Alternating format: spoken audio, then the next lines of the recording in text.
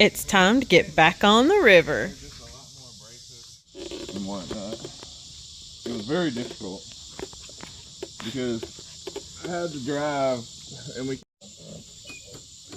Yes, people that don't know any better, or you may watch it and know it and think, oh yeah, other people wouldn't know. So many little. Michael, ever the gentleman, baiting up the lines for us ladies. Yeah, and then we caught the tiny one. Was there not one in between that? We literally just caught these fish and we can't even remember. I think it was 4. I'm saying, for 4, and I have remember. Oh yeah. Ashley did 5. I did bob. Why wouldn't she? But it's 4. It's 4. It's your turn to bob. It was 4. It was either 4 or 5. I think it was just 4. It wasn't 5. Everyone who's seen the episode, let us know. Is it 4 or 5? And if you haven't seen the episode yet, links down below. Oh, it's drone time! Yeah, pretty slow video. Hey, 4 fish is not that bad. I mean, it was a perfect fishing. Yeah, I just wasn't keeping any unless it was flat. I don't know that I've really gotten any. Have you caught a big fish this year? No. Have you caught anything? You haven't got a big fish? Like not over 20 pounds? Seemed like it. But I did get one of the poundages right. Yeah. We haven't caught a gar. This is episode 24, and we haven't caught a gar. It is unheard of. I feel like it will happen. I want to catch a gar so I can be in the running for an end of the year prize. Yeah, I mean, at this point, any gar is the biggest gar. Even if it's just a small piece of his head still on the hook. Because gar's not going to be alive. What'd you say? I said because a gar is not going to be alive. It just happens very rarely.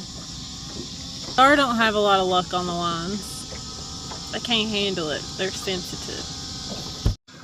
Drop some wisdom on us. Alright, so for this behind the scenes that Ashley posts, a lot of people think that either somebody is flying the drone or I am literally flying it and I am perfect. Okay? It is not that. There is basically a system here. I draw a little, if you look, like right now, I'll draw a little thing around the boat. And it basically, as long as it's good and the lighting isn't crazy, then, and you got to change some of the settings, but basically it's locked on right now. And it just follows us. If you look up, like right now I want him to be farther back, but he doesn't lose the lock. He's kind of fighting me. So as long as we don't fly it up into the trees or get too close to the trees, and even then it's got sensors, but it's not perfect. So the idea is to get it the right angle. Today it's perfect. There's no sun. The sun reflecting will actually cause issues. But right now it should lock on. Now as we move around, it slowly loses us and then gets us back. That's when we get those cool shots where it's moving around. But really it's just trying to correct it. This is not the drone of the beginning, that's for sure. Yeah, Look at how high tech. That one fell out of the sky. But it was a 5-year-old drone. I mean, we had 5 years. It was a pretty good run. I just hit stop, and it will stay on you.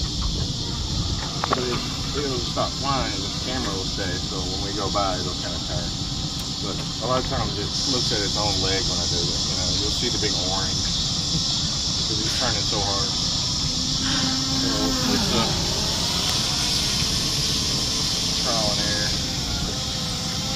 And I will say, the drone does just like elevate. I mean, it looks so cool and it's so smooth and stuff like that.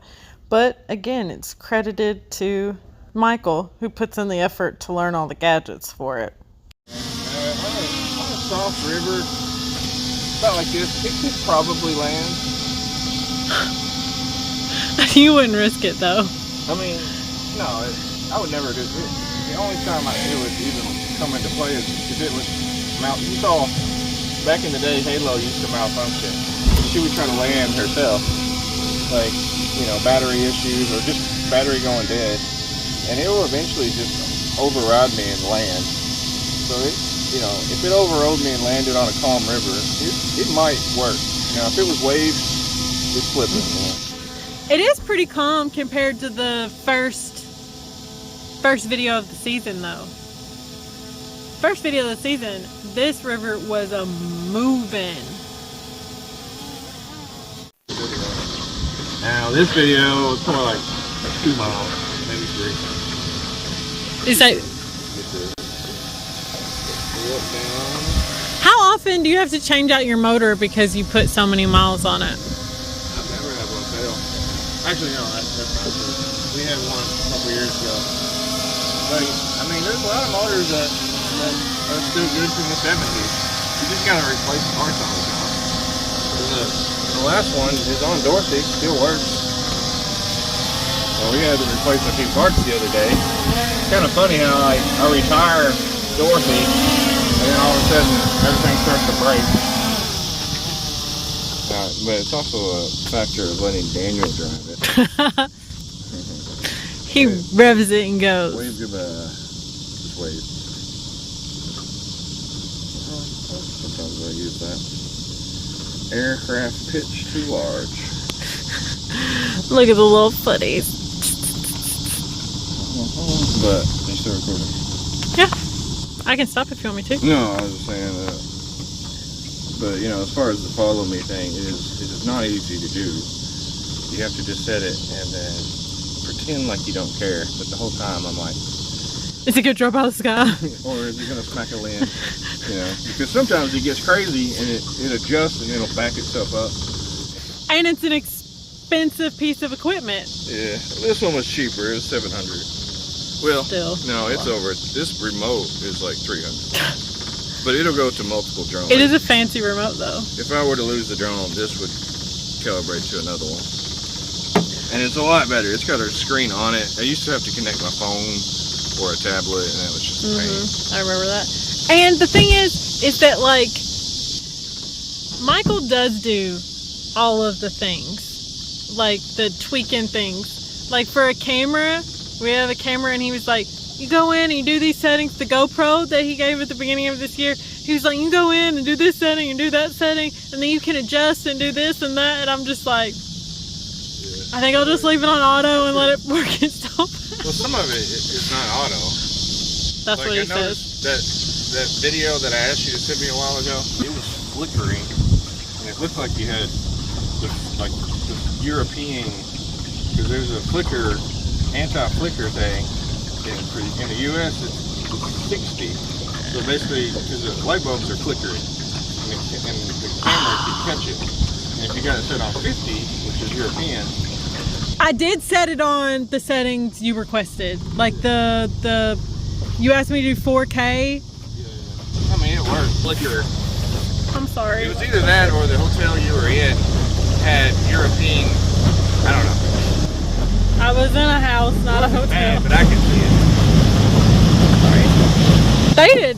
They did not slow that boat down, did they? And they were not shy about, they were clearly taking pictures or videos of us.